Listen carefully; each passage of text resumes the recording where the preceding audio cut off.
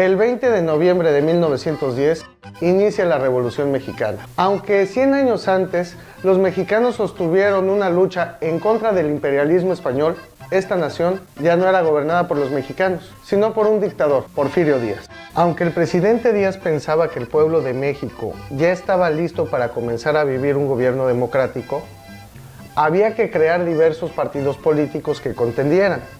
Así que permitió que se crearan los partidos y se postularan candidatos para finalmente votar por un nuevo presidente. Madero aprovechó esta nueva posición de Díaz y fue postulado como presidente del partido que fundó. Pero poco antes de las elecciones de 1910, Madero fue encarcelado en Monterrey y posteriormente trasladado a San Luis Potosí, siendo acusado de haber pronunciado un discurso en el que injuriaba al presidente. Con Madero afuera del escenario político, Porfirio Díaz, a través de un fraude electoral, es reelecto presidente. Y hasta ese momento, Madero es puesto en libertad a condición de que abandonara la ciudad. Madero decide ir a San Antonio, Texas, cruzando por Laredo. Y ahí lanza el manifiesto conocido como Plan de San Luis Potosí, con el que denuncia el fraude electoral de junio, desconoce los poderes constituidos y en su artículo 7 incita al pueblo a tomar las armas para derrocar la dictadura.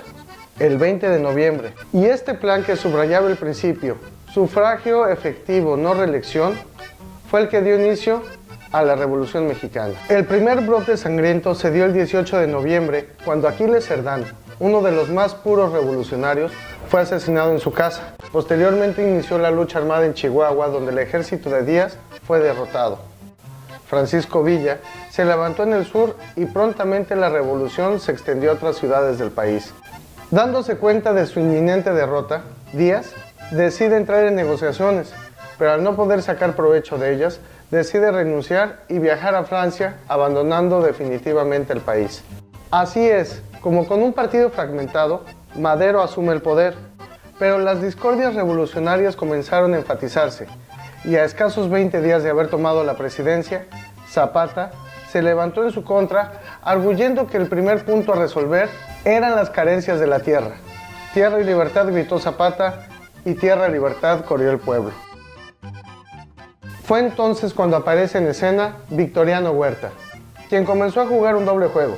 Engañaba al presidente, a quien supuestamente defendía, y a los rebeldes, con los que supuestamente negociaba, pero en realidad era partidario de derrocar a Madero, en complicidad con los representantes de los intereses extranjeros.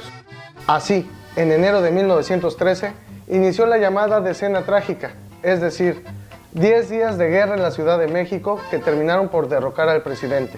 Finalmente, el 22 de febrero de 1913, Francisco I. Madero es asesinado por Huerta, quien asume la presidencia, pero debido a su conocida forma de llegar al poder, decide irse del país. Huerta se ve forzado a abandonar el poder en 1914. Por esas fechas, Venustiano Carranza se levanta en armas, primero en Coahuila, y trató de lograr la unidad revolucionaria para fortalecer la imagen de su gobierno en el extranjero y acabar con los brotes de insurrección. Sin embargo, lo único que provocó es una nueva era de violencia. Para 1917 se promulgó la Constitución en la ciudad de Querétaro y el presidente Carranza se convirtió en el primero en gobernar bajo un régimen constitucional. Para 1919 es asesinado Zapata y en ese mismo año se promulgó el Plan de Agua Prieta, que proclamaba que la soberanía radicaba en el pueblo. Los revolucionarios volvieron a chocar entre sí y Carranza fue asesinado. Para 1920, es decir, 10 años después, Madero, Zapata y Carranza ya habían muerto, pero su legado, trabajando ahora por los nuevos caudillos revolucionarios, estaba próximo a marcar el fin de la revolución. En 1924, ocupó la presidencia Plutarco Elías Calles. Estos fueron los logros de los caudillos de la revolución. Una de las frases más célebres fue de Emiliano Zapata, que decía: si no hay justicia para el pueblo, que no haya paz para el gobierno.